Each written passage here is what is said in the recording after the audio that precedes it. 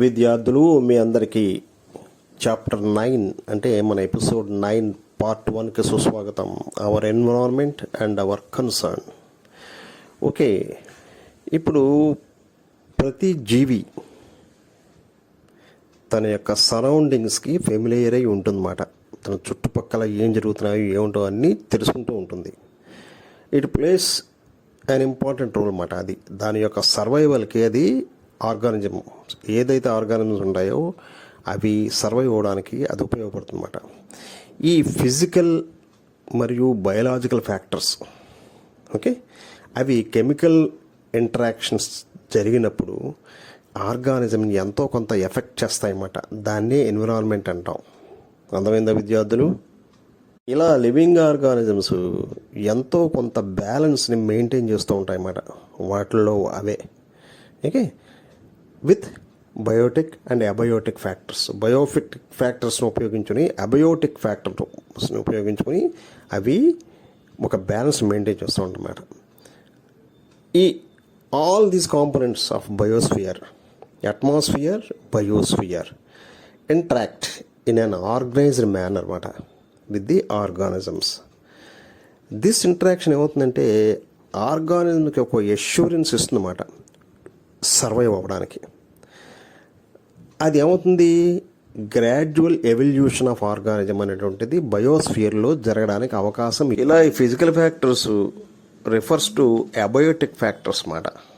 Physical factors అంటే abiotic factors అంటారు అన్నమాట. ల్యాండ్, ఎయిర్, వాటరు, సన్లైట్, ఇవన్నీ ఎక్స్ట్రా, ఇవన్నీ కలిపి అబయోటిక్ ఫ్యాక్టర్స్ అంటారు. బయలాజికల్ ఫ్యాక్టర్స్ అంటే ఏంటి, ఆర్ బయోటిక్ ఫ్యాక్టర్స్ అంటే ఏంటి, ఫ్లోరా అండ్ ఫానా. ఓకే, పుష్పాలు, పువ్వులు, ప్లాంట్స్ ఇవన్నీ ఫానా.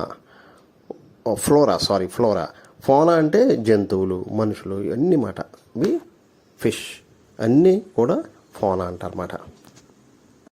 ఎక్కడైతే ఏ ప్లేస్లో అయితే ఈ ఆర్గానిజమ్స్ అన్నీ నివసించి ఉంటాయో దాన్ని habitat అంటారన్నమాట.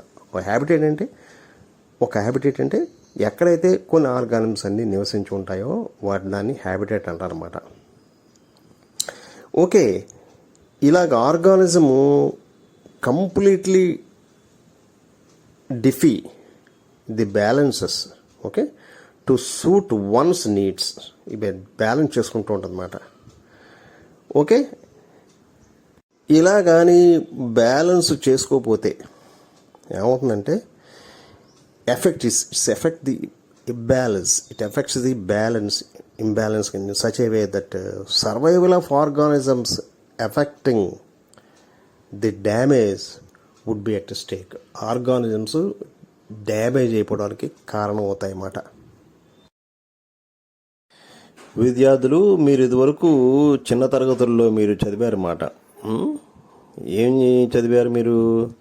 Organisms and their food. Okay, అది with the help of food chains అంటారన్నమాట. ఫుడ్ వెబ్స్ అవి చదువుకున్నారు.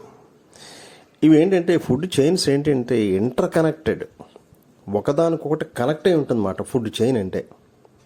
When we try to observe అది these connections among a number of food chains అన్నమాట.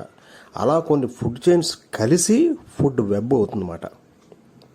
అర్థమైందా? ఇప్పుడు ఈ ఫుడ్ చైన్ అనేటిది ఏం చూపిస్తుందంటే who eats what in a particular habitat.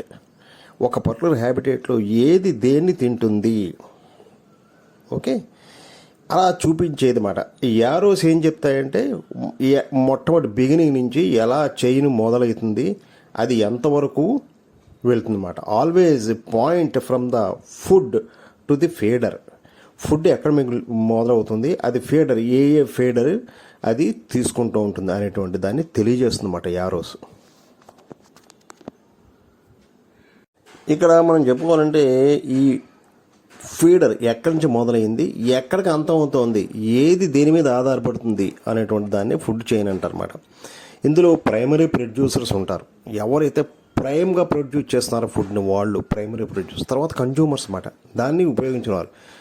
వెంటనే దాన్ని ఉపయోగించిన వాళ్ళని ప్రైమరీ కన్జ్యూమర్స్ అంటారన్నమాట. ఓకే, ఆ తర్వాత దీని మీద ఇంకొన్ని ఆధారపడి ఉంటాయి, దాన్ని సెకండరీ కన్జ్యూమర్స్, దాని మీద కొన్ని ఆధారపడి ఉంటాయి అన్నమాట. వాటిని టెరిషరీ కన్జ్యూమర్స్ అంటారు. వాటి మీద కొన్ని ఆధారపడి ఉంటుంది, దాన్ని టాప్ కార్నివో అంటారు అన్నమాట. ఈ డయాగ్రామ్ చూడండి మీరు. ఫుడ్, గ్రాస్ హూపర్, అవునా, గ్రాస్ హూపర్. గ్రాస్ ఏంటంటే ప్రైమరీ ప్రొడ్యూసర్ అనమాట. గ్రాస్ హూపర్ ఏంటి, దాన్ని ఇమీడియట్గా తీసుకునేటువంటి అది మాట. ఆ తర్వాత చూడండి, ఈ గ్రాస్ హూపర్ని తిని బ్రతికేది ఫ్రాగ్. ఓకే, దాన్ని తిని బ్రతికేది పైథాన్. మరి పైథాన్ కూడా తిని బ్రతికేవి కొన్ని ఉన్నాయి, టాప్ కార్నియోస్. చీటాలు ఒక్కోసారి ఈ చీటాలు కానీ ఇలాగా గ్రద్దలు కానీ అవి తింటూ ఉంటాయి అన్నమాట, ఇలాగ తినేస్తూ ఉంటాయి అన్నమాట. ఓకే, కార్నివోరస్ లాస్ట్, ఫుడ్ చైన్లో లాస్ట్ అనమాట. ఇలా చూస్తూ ఉంటాం మనం. లెపర్డ్ జియోగ్రఫిక్ ఛానల్లో చూస్తూ ఉంటాం మనం. ఈవెన్ లెపర్డ్స్ అవి ఈవెన్ పెద్ద పెద్ద కొండ చెలవల్ని అంటే పెద్ద పైతాల్ని తినేస్తూ ఉంటాయి. ఈవెన్ క్రోకడైల్స్ కూడా అవి తినేస్తూ ఉంటాయి అన్నమాట. ఇలాగా ఫుడ్ చైను ఫుడ్ ప్రొవైడర్స్ నుంచి చివరి వరకు ఇలాగా జరుగుతూ ఉంటుందన్నమాట.